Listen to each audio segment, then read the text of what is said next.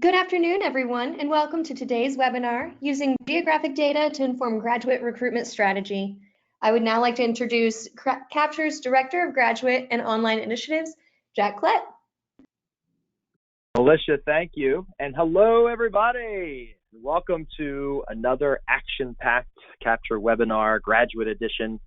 I am Jack Klett. I am the Director of Graduate and Online Initiatives for Capture Higher Ed.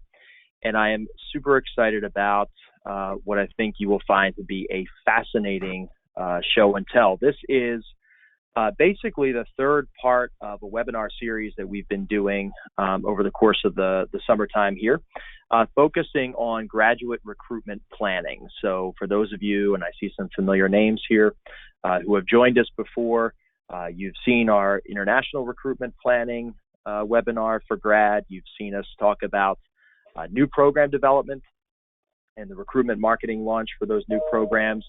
And you have also now, as part of this webinar, you'll have an opportunity to learn about some really cool technologies that can help us. We're talking about geospatial technologies today, or geographic information systems.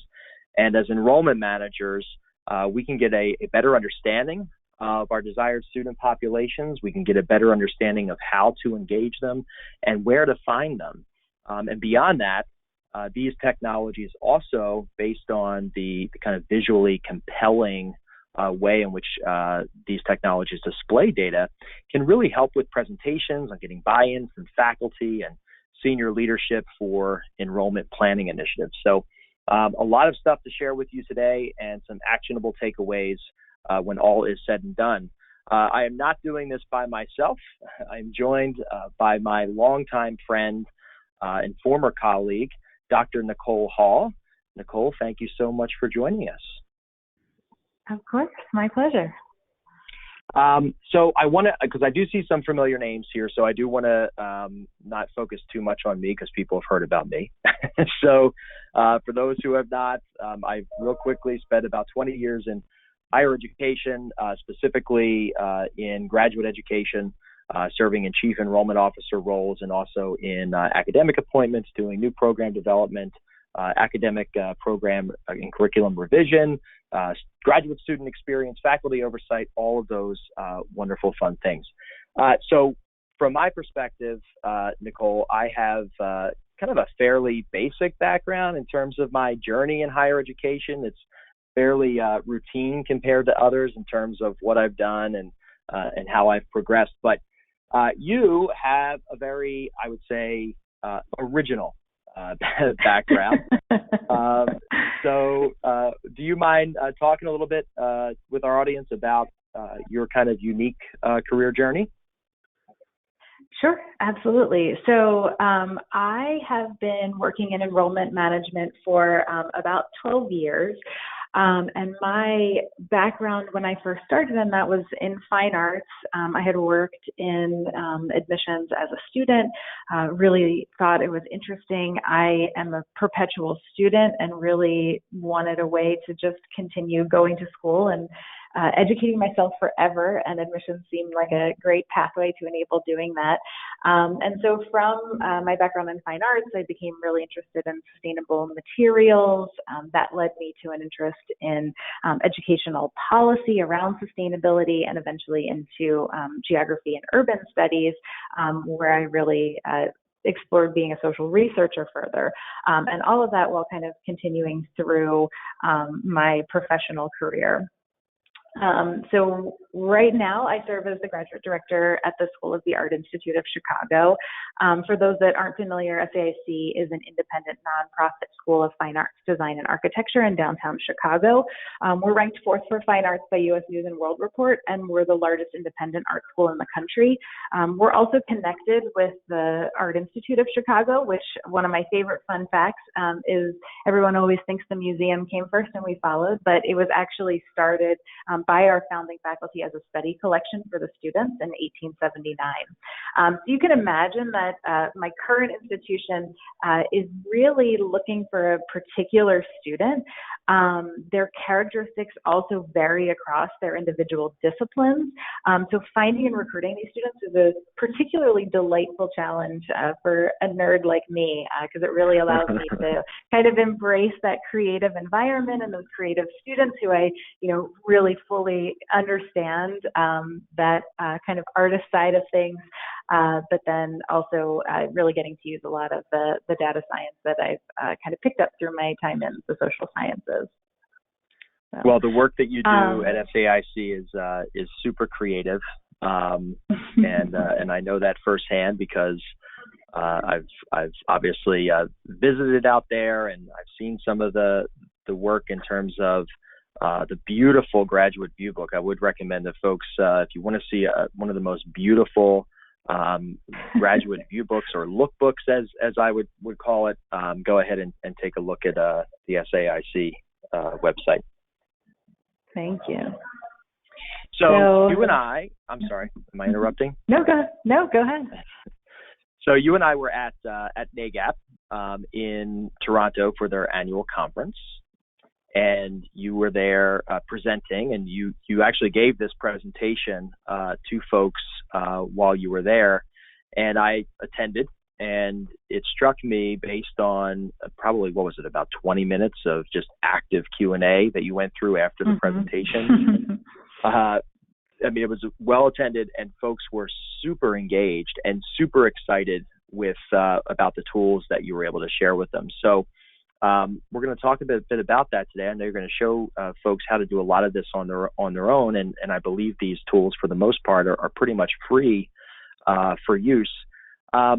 Before we kind of dive into that, though, one of the things that struck me about your presentation was you focused initially on the challenges that we're dealing with in not only higher education, but graduate education specifically.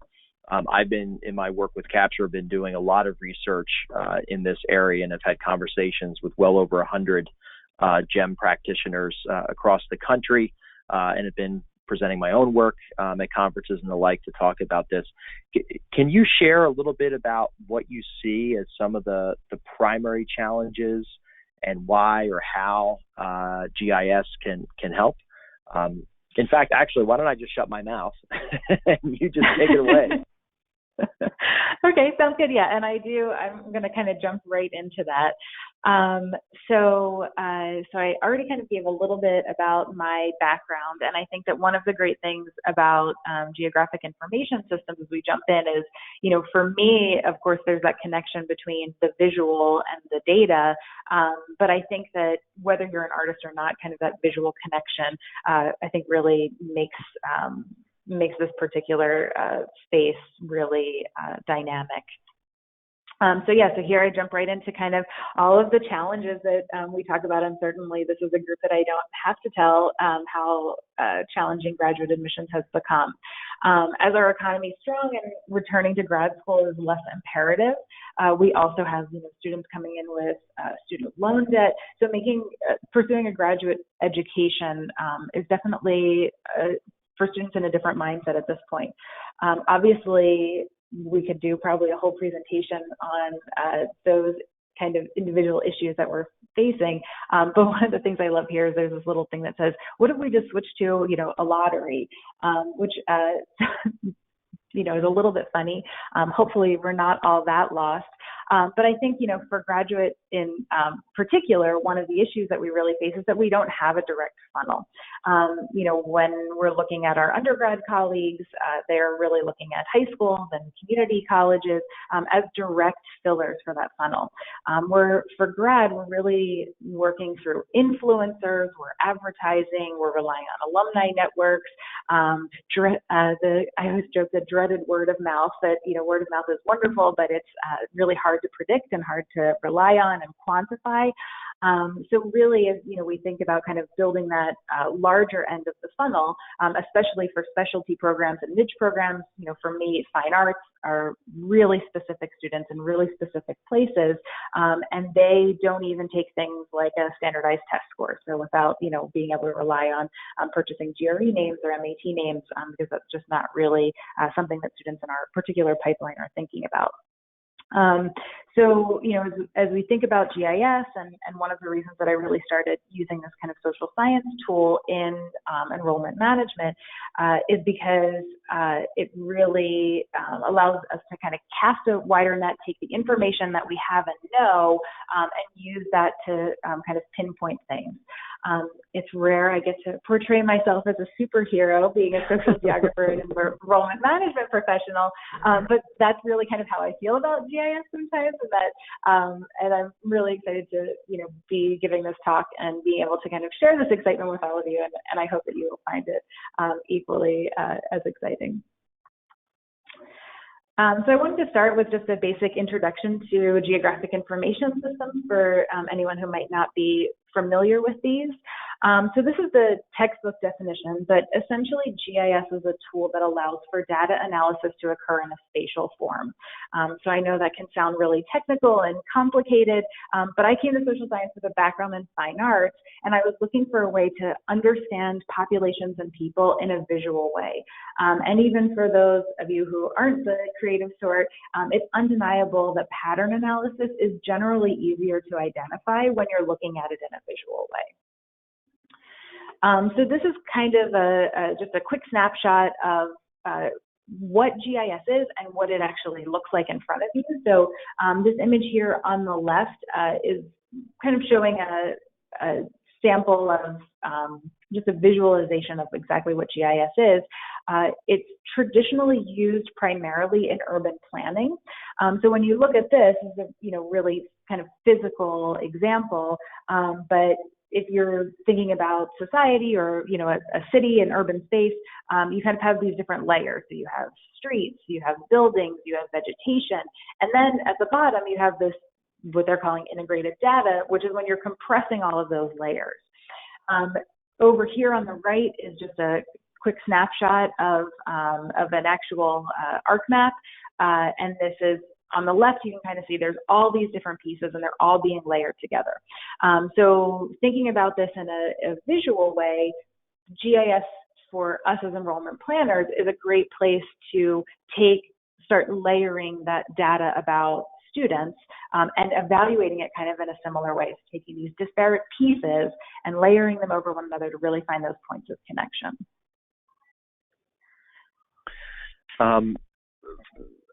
I can tell that there are probably folks who might be a little bit uncomfortable, and in terms of just with this GIS technology, it might be something that's a little bit new to them, unfamiliar to them, and I know you're going to go through and show us kind of how to get started. One of the reasons that I loved your presentation is that you positioned GIS as really nothing much more than taking information you already have, right? Data you already know, and using GIS to make it all that much more useful. For those of you who are here who attended our Capture webinar in international recruitment planning, this point will likely seem familiar because our presenter, Andy Ray at the time, was talking about all the data that you actually already have access to. And I do think that folks, and sometimes myself included, often undervalue the amount of information that we already have or already have access to. I'm assuming, and actually I kind of know because I know what's coming next, but you agree with this point, yes? Absolutely. Yeah, so I think that's a great starting point is really looking at what you know already. So here I just have kind of samples of data that we're all seeing and reading in the Chronicle of, lowering population rates, shifts in median household income, students moving from rural areas into suburbs and cities. So this is kind of that bigger picture statistical information that we have. And then on top of that, we have all of the information about our individual student populations. Simple things like where our students are coming from, their financial aid data, demographic information, what colleges they've attended before our institutions, where they're working. And all of this information is really important in kind of establishing that core and really understanding, who are our students and what sort of commonalities our shared across them. I have student survey data in here. I think that's so important, and I definitely think that the more that I've been using geographical information systems, the more kind of cyclical the building of student surveys has become, where, I started with certain information that we were asking students, and then as I started to look at patterns, I, connect that right back around. So, pushing predictions, asking students different questions, that's constantly building out that data that we hold about our existing students, and really digging into more depth about, making sure that we're asking questions that we can actually use the information from. So, there's many, different data points and, specialized facets, certainly, especially for those of us in more niche markets. So it's up to you to really decide what the true indicators are. So GIS won't figure it out for you, but it will give you the tools to begin making that analysis. So when we think about, okay, we have all this information here, but we know about our students, then the next question, of course, is what we want to know. And, really trying to make the most of all of the initiatives that we're doing, where we're targeting marketing, where we're hosting events and sending our teams. For those of you that are relying on test scores as kind of information, where should you be purchasing student names to, really get the most out of those lists. And then, of course, things like geofencing and other online and social media marketing. And of course, the commonality in all of these questions about the things you want to know is the where. And so, of course, GIS is all about the physical spaces and really helping you predict that. So this is a snapshot of a system called Power BI, and this is something that I use, and I just kind of created a mock information here. I'm kind of scrolling through, and the nice thing about Power BI is that it's really reactive. So this is a dashboard that I populated with all of basic information that you would know: where the students are coming from, what schools they're attending, ethnicity breakdowns, age range breakdowns, and then you can see along the right that I've created all of these different parameters. So I can look year over year how populations have changed. I can look at specific programs. I can, look at the students that are applying versus the students that enroll. And this is just kind of a nice toe in the water to begin thinking about all of the data that we have in a visual space, to be able to see the trends in our own student population, areas that have come and gone. And, we were looking at this a couple years ago and saw that we used to have a large Chilean population that dropped off. That allowed us to look into it and see that, their government, of course, had changed the way that they were funding students that were traveling internationally. And so to just kind of be able to pinpoint things like that.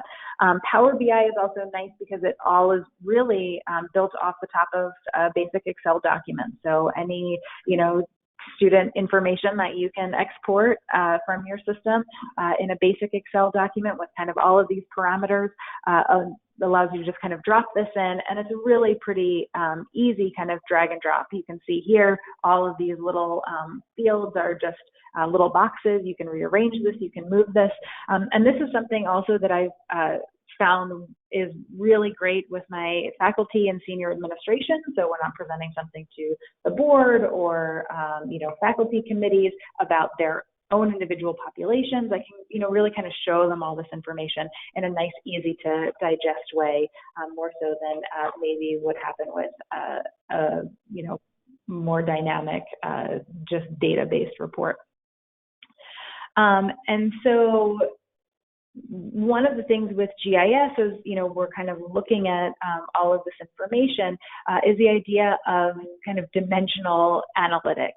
So, again, instead of just looking at straight reports of straight data, this is allowing you to really understand it in a different way.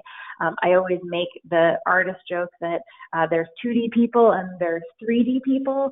And the way I always explain that is if you've ever seen Close Encounters, Richard Dreyfuss's character, When they arrive to see the mountain, no one knows how to navigate around it, but he does because he's been sculpting it as opposed to just drawing it. And that's kind of the information that's kind of how I think about GIS, is that instead of just giving us that flat, here's all the data, here's these really interesting and dynamic ways to kind of explore it in a deeper, more meaningful way. So information that we can get as we start kind of thinking about the information that we know, and we have our own institutional data, and then thinking about the information that we want to know, some of the places that we can start pooling and understanding, different kind of facets of our populations, I've listed here. And these are all places where you can pull free information. So things like Open Data has over 67,000 data sets that's collecting information from different organizations. OpenStreetMap is crowdsourced, but that's giving you, again, basic kind of social population information. CDEC is more themed data. So if, again, thinking about really, particular niche populations, this is a great place to find information about them. Terra Populus is basically the same as the US Census Bureau, but on an international scale. And GIS is the General Social Survey, and that's something that policymakers and politicians really frequently use. And again, these are just some general examples of places that you can find data about populations to correlate with your students, with your student population. There are many of these out there. There are also many that are tied to really special markets. So those are all kind of things to explore. So that kind of gives you an idea of the data that you have in hand, some places to grab general data, and then that kind of transitions us to really getting started with analysis. So I talk here about kind of connecting the dots, and these are just some examples of the kind of two information. So thinking about, the things that you know about your own population, and then the correlating data from some of those sources that I was just mentioning. So these are just some examples. So if you know that students are more likely to enroll if they have a mother with a degree in the arts and they care about helping the poor, then the General Social Survey is a great place to start, because you can find in there correlating data that gives a mother's degree level, a mother's degree subject, and a kind of 1 to 5 response of how much someone individually cares about helping the poor. So you could kind of pull someone and, who are people that meet all of these characteristics, and you correlate those with something you know about your students. Another example, students are more likely to enroll if they live in a place where the population has grown over 10 years. You can look at the Census Bureau, and that in that space you can identify individual census tracts, which are typically close to like zip code ranges that have changed over the last 2 census collections where their population has grown.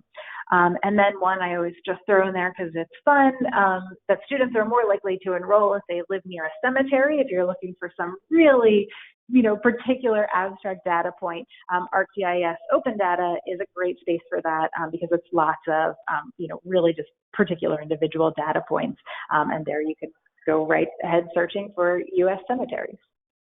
Yes, Nick, nothing is more fun. Nothing is more fun than cemetery. This reminds me, can I share with the audience? I admit I'm a bit of a Halloweenie all year round. So.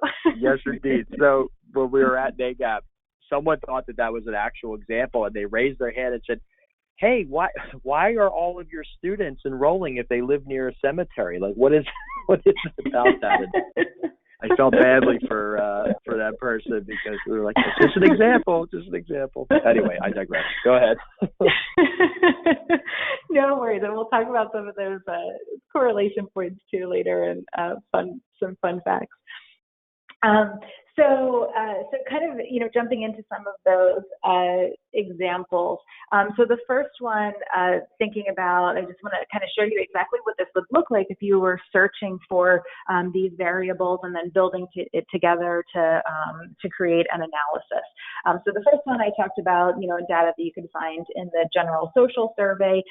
So again, if we're looking for students who are more likely to attend if they have mothers with degrees in the arts and care about helping the poor, the GIS Data Explorer, you just kind of go in, and it's really nice, pretty simple, format that allows you to go and pick modules based on individual subjects. You can look at specific years. So if you want to see, more recent, whether that's a 1 year, a 3 year, 5 year, whatever is working for you. And then as you go through, you can see that there's all of these really detailed questions that are being asked of respondents. And so, everything from, more basic general information to really specific questions about lifestyle and political choices, anything that you think, would correspond with commonalities that you're seeing among your existing students. You can see here, there's over 6,000 different questions that were asked. So again, a lot of that is this little bar. These bars kind of show you what year they're asking the question. So there's some questions that they used to ask, they don't ask anymore. And then things that, are more current. The next example I have is the United States Census Bureau's Fact Finder. So this one, the example that I've used is that students are more likely to attend if they live in a place where the population has grown. So again, a pretty easy, clear format. What type of information? So for us, a good start, of course, up there at the top, we're always looking for information about people. And then the next step takes us right into some of the different topics. So we can look at things, again, these are a little bit more general. These are all based on questions that are asked in the census and responses there. So for this particular group, we're looking for population change. And once we kind of narrow into there, we can see, there we go, clicking on to the next one. And then we can look at all different facets. So if we, want to see particular states, if we want to see the entire United States, if we, only want to see particular racial, gender groups, all of that can be filtered in here.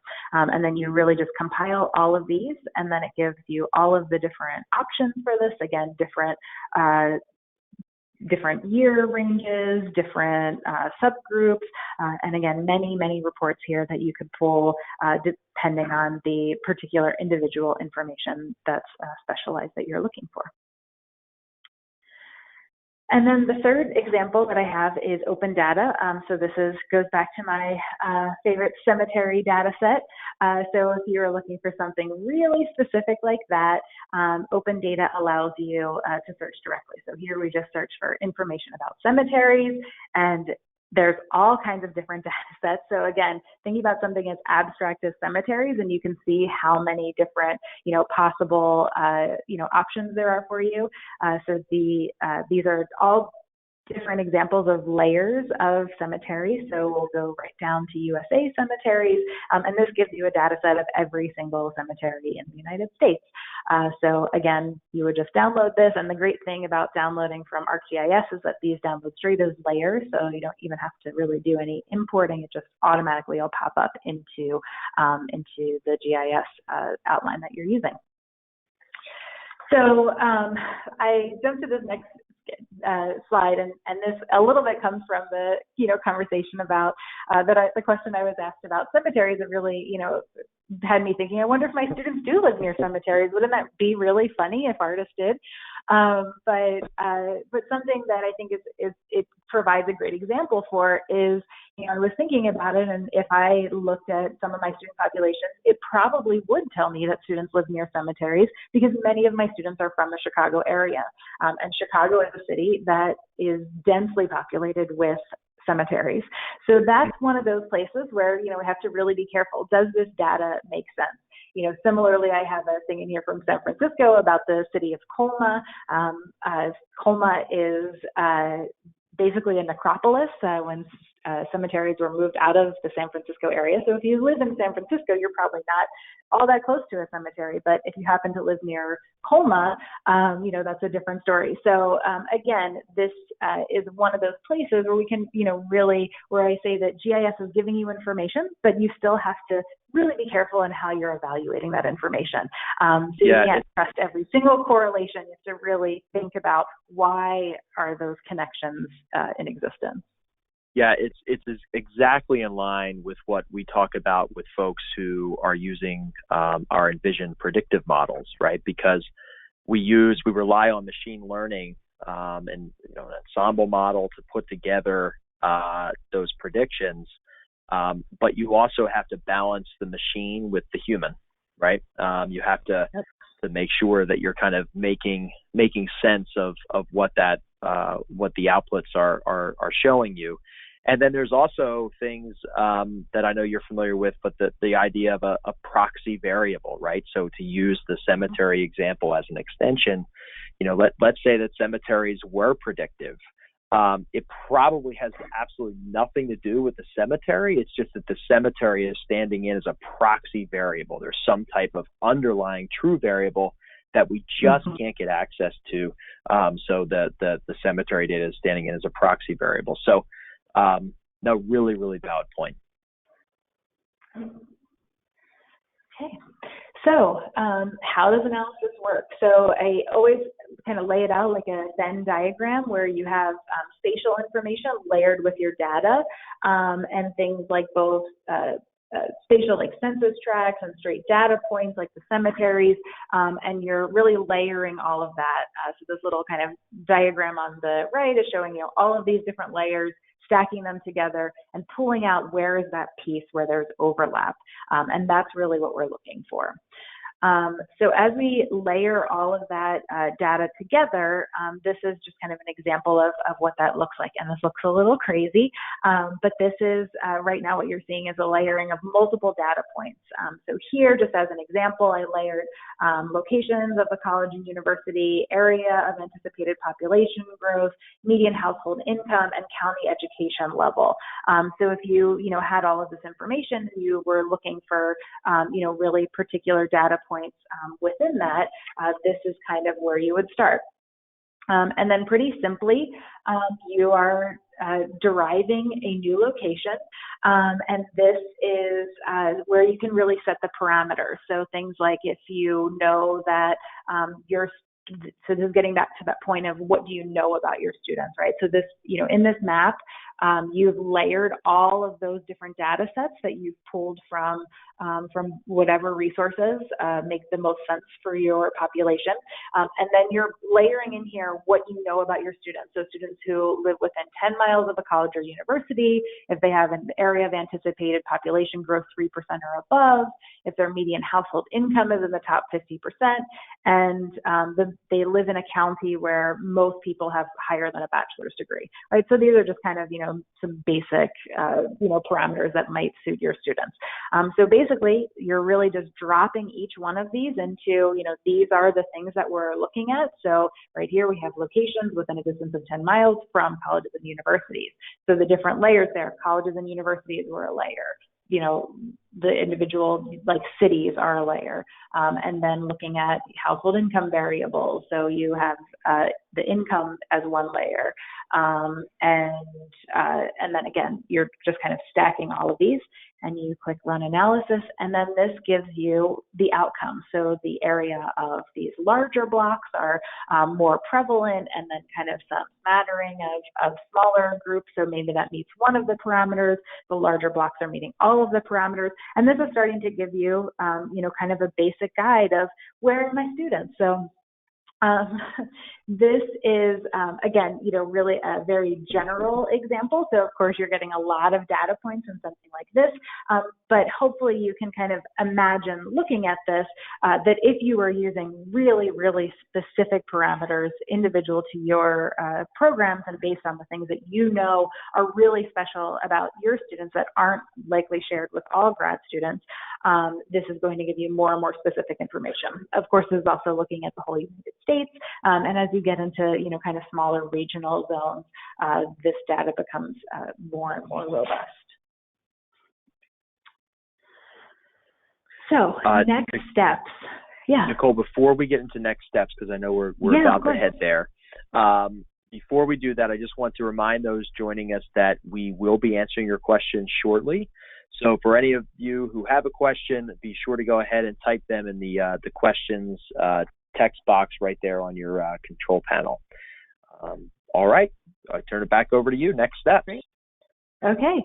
So, so as Jack said, I know that probably this is really seemingly new technology for most of you, or if you're familiar, maybe haven't used it in this way. So the biggest thing when I'm talking to people about this, and it seems really daunting, the first thing I encourage is just to start playing in it. So many of these different types of software are free to begin with. So these are a couple that I just listed, 7 that I've played around with a little bit that I think are all fairly easy to use, even if you don't have a huge wealth of knowledge in this particular area, where a lot of it is just kind of drag and drop. So you're pulling these different, layers, you're just dropping them all into these systems, and it's really pretty simple to create an analysis. Some of them, like ArcGIS, there's a free version that you can use over the web, and then if you decide, you're really, really into it, there is a different level that you need to, pay for as you're getting into some more advanced analytics. But most of the things that you will be doing, especially if you're just beginning to use this software, you'll be able to do in these free versions, no problem. Another thing is for those of you who are at larger universities who have a department of geography or maybe even a GIS program, they probably have an institutional license that they would be able to, kind of map over to you. So that would be something that you, would be able to take advantage of in that particular scenario. Even if you get really into it and choose to purchase one of these softwares, they are not extravagantly expensive by any means. So once you're, playing and using the software, if you get really, really excited about it, there's also a lot of certificate programs in geographic information systems that have been popping up in a number of different disciplines.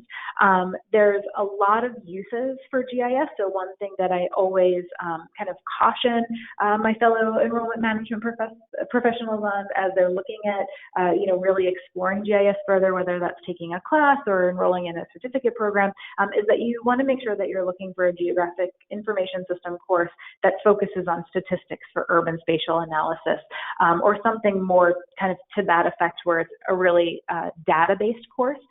Like I said, GIS is primarily used in the facets of urban planning, which uses it in a little bit different way, in a much more physical way than we are using it for in the understanding of this type of analysis. But those programs certainly exist, and most of them are falling under social sciences programs. And then my last point is, if you are, again, really, really into this, is hiring a social geographer, which I say half joking, but also I do think that, as graduate admissions, continues to evolve, and, we're really looking for these specialty populations and really wanting to spend our time finding, that perfect group of students for each of us, really focusing on data and relying on, different methods of statistical modeling, I think is just becoming more and more important. I'm fortunate to be at an institution that loves data, which is maybe not what everyone guesses when they think about art school.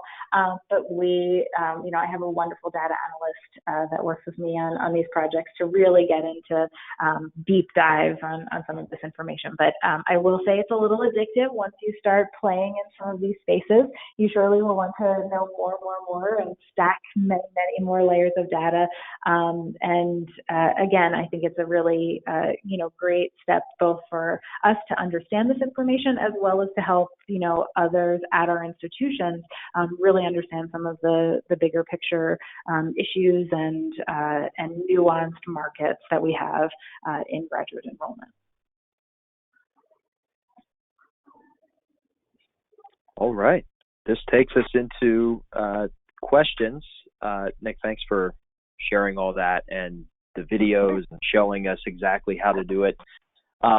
Before we kind of get over into the question area, I want to kind of repeat some of this back to you just to make sure that I have a full grasp. So one of the great things I liked with where you started with is it Power BI? Yes. Mm-hmm. Okay. So one of the things that a lot of folks sometimes struggle with is really understanding the various student profiles that exist within their individual graduate programs. So often I've had conversations with folks and they're struggling with recruitment in a particular area, and I say, well, what is the profile of a student in your name a program, right? And folks don't fully know.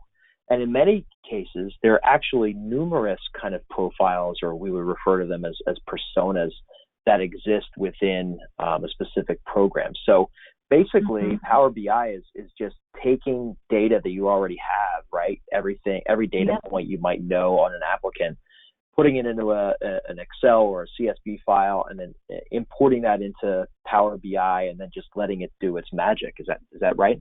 Mm-hmm. Yeah, absolutely. And I think that it's, intuitive too. And it really, I spent many, many years looking at rows and rows of data. But there's just something different about, when suddenly you're looking at it in that visual way, and, like whether you're kind of combing through different programs or you're looking at, kind of changes in your student population year over year, looking at it in that way, there are things that have popped out that just never popped out in looking at, flat data. And I think that that's really interesting and kind of a great way to really start to pinpoint some of those, special things, whether that's, spikes in students and with particular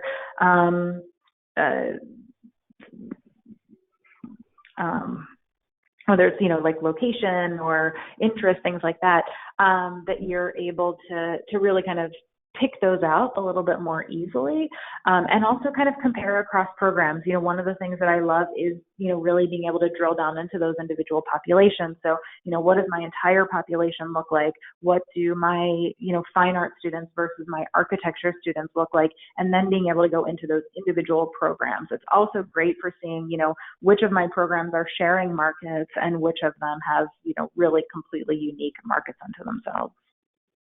Yeah, I mean, it's one of those things where until you really look at the data, I think in sometimes a visual way, some things are just going to get lost. Quick, simple example, when I was in charge of recruitment for an industrial design program at the graduate level, this is going back quite a few years ago, and one of the things that was surprising was when we took a look at inquiry and applicant data, that there were a solid number of educators, of teachers who were applying for this master's degree in industrial design.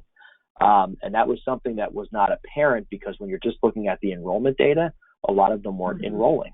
So it wasn't standing out from an enrollment perspective, but it was standing out from a prospect and applicant perspective. And then what we were able to do was use that information and begin communicating to teachers the value proposition of this degree for educators, which was something that we simply weren't doing because we didn't understand that interest or know it even existed. And then ultimately that boosted enrollment of that specific population into the program. So that's just a quick example of how some of these data points can be buried if you're not looking at them in a way that something like Power BI would be able to help with. Yeah, absolutely. That's a great example. And I'm assuming you can also use this. This actually is a question that came through. I'm assuming that you can also use this for an assumed profile or to test assumptions. So I'm assuming what they mean there is that if you had an assumption, just working it backwards. Yeah. Yeah, absolutely. So in that case, you could definitely just kind of start with the layers of, existing data, and kind of, layer those and see what comes out of that, and then compare that to your own population. Absolutely. Yeah. Perfect. Alicia, I know you're with this. I have some more questions that have come in through my side. Do you have anything on your side? None from me, so you go ahead. All right. So I have another question here, Nick. Was there a moment, Eureka, was there a moment when you thought, Eureka, I can use this for enrollment? Absolutely. So, I first was exposed to geographical information systems in the, geography and urban studies, side of things. I had to take statistics to complete my doctorate, and I am an artist, and as much as I love data, like regular math does not come easy to me. So I saw the opportunity for statistics and urban spatial analysis, and I was like, okay, well, that sounds like that's going to, connect a little bit more. So I really kind of took that class mostly to fill a math requirement. But as I was sitting there and looking at this, it's one of the great things for me about the fact that I did my education and building a career concurrently. Well, certainly that created its own challenges. I could really kind of always had that professional, tie-in at the back of my head. So, as I was looking at, layering, different elements to figure out where the best place to build something in a city would be, really thinking about, well, this is also telling me a lot about the people in the city, and really understanding the movements of populations and changes in populations, which, every day that's what we're looking at is, how are our populations changing and growing, and where are there places we're not reaching. So it seemed to have, really a natural tie-in, and kind of like I recommend to everyone else, I just started playing with it. So, I was doing my schoolwork, but then also, going back to my office and, just starting to layer in all of the, potential data sets and really looking more into my own student population. And that's where, things like surveying became more and more important to me, because it's like, okay, well, if I knew this, then I could compare it to this. So, it really became cyclical to, continue building that out. Yeah, that makes complete sense. I mean, given what you studied for your doctorate, kind of how that progression makes complete sense. This question is specific to data sources. How do you know what types of data could be most helpful or most predictive? Is there a list of publicly available data sets and definitions of what would be included in those sets? Sure. So, the list that I put together are the data sets that I most frequently use. So you can definitely refer to all of those. There are also spaces that I feel like I've, really kind of vetted over the years. Part of it is intuition. You know your students best. So really, kind of identifying the kind of key elements that connect them to your degree programs or your institutions, whether that's, you get students from a certain area. And so, I think really kind of starting with that, what is great. And all of the places that I laid out are free. You can download from them fairly easily to bring into any GIS that you might be using. When you're looking at other sources that might be more specific to your disciplines, really just searching for GIS layers, you will find thousands of different data sets. One of the things that I just always, recommend is to really look at what the source of that data is. So, some things like, the Esri Open data, anyone can create a data set and upload it there to be shared. So, you always want to kind of triple check those and really make sure that you're using data that is verified, that, isn't just someone, creating something based on their, assumptions or guesses. But then, when you're relying on things from the Census Bureau or Terra Populus, which is, international, or the General Social Survey, like those are really well verified and long existing kind of data sets that have existed, that recently have been built out more and more to function in the GIS realm. And then I think, again, it's really a rabbit hole where, as you start digging into data sets and start finding commonalities, it creates more questions, and that leads you to other specific data sets. And, sometimes you pull in things that have seemingly absolutely no correlation, and that's fine. And, other times something, might really stand out. But again, it really varies. And I still always go back to, starting with what you know about your student population, and then, like I said, as I started doing that, it made me, data sets came up, and I was like, oh, well, I wonder if that would correlate with my students. And that kind of gets back to that other question of, can you work this backwards? And, right. Absolutely, to test, and you can absolutely do that. And so there have been times where I'm like, okay, well, I think this might make sense. And then I ask my students in, their annual survey, and then that allows me to kind of, test that in that way as well. Yeah. Yeah. I'm happy you mentioned surveying your students, because that came up. Again, I'm referencing the International Intelligence, the International Recruitment webinar. That came up, and Andy Ray from Ohio State was very clear. Survey. You have all of these students that are there. They're there on your campus. They chose you. They're studying there with you. They know the place inside and out, and they know all the reasons why they wanted to be there. Find out from them why, right? Yeah. And then use that for these purposes. This question is one thing, we incentivize our surveys too, which has helped me get much better and deeper data. And something as small as if you fill this out, we will add the money for a cup of coffee onto your student ID.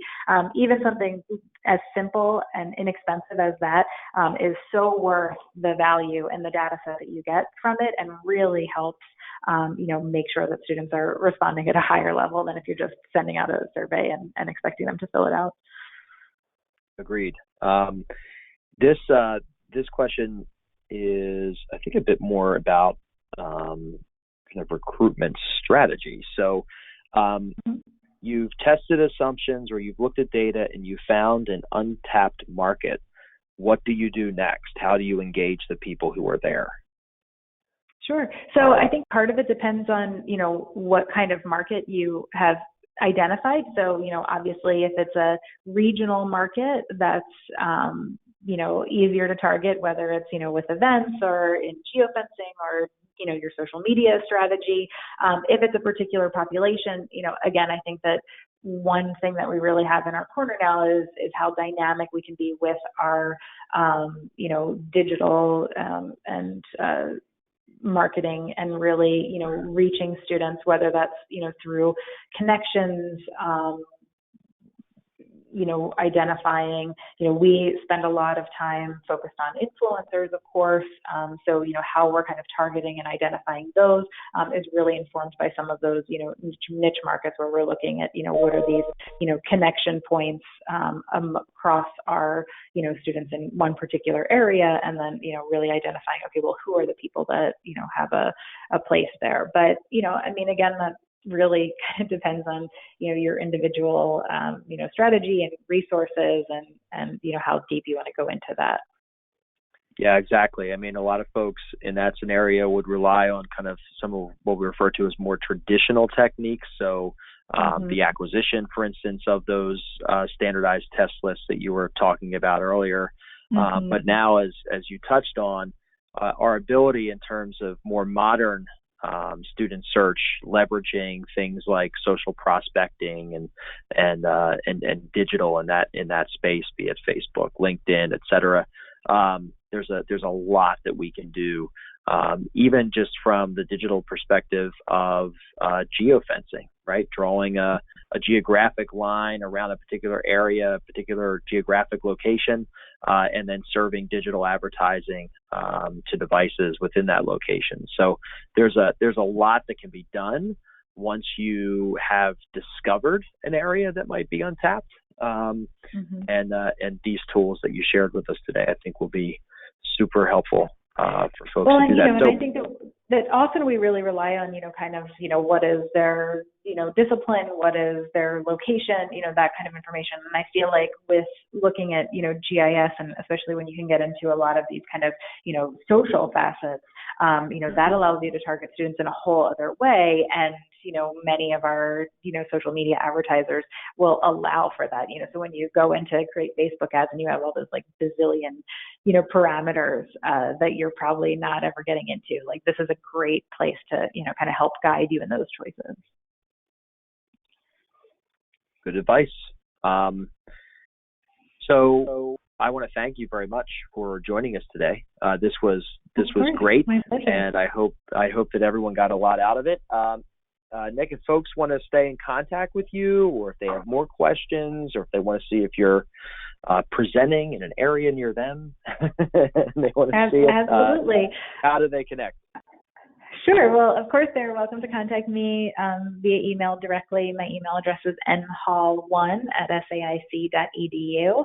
And LinkedIn is always a great point of connection as well. I'm going to be doing a couple talks this fall. I'll be in San Francisco, doing some other things here in Chicago, maybe some other locations, but I will always post those on my LinkedIn. And of course, I'm always happy to, talk through anything you're interested in, share any data sets that I found, really helpful. So, definitely feel free to reach out and connect. I'm always happy to talk to fellow grad enrollment folks who are interested in really nerding out with this kind of data. Well, that's great. Dr. Nicole Hall, thank you so much for joining us. We really, really appreciate it. And I want to remind, you're welcome. I want to remind everyone that this is, as I mentioned, part 3 of what has been a graduate recruitment planning series. So if you want to see any of our past webinars, in fact, we archive just about every one that we do. Just visit us at capturehighered.com/webinars. On behalf of Capture Higher Ed, thank you so much. Alicia, I'm going to turn it over to you. All right, thank you so much, Jack. And thank you everyone for attending today's webinar, Using Geographic Data to Inform Graduate Recruitment Strategy. You will receive a follow-up email within 48 hours with a link to view a recording of today's webinar. On behalf of Capture and our presenters, thank you for joining us and have a great rest of your day.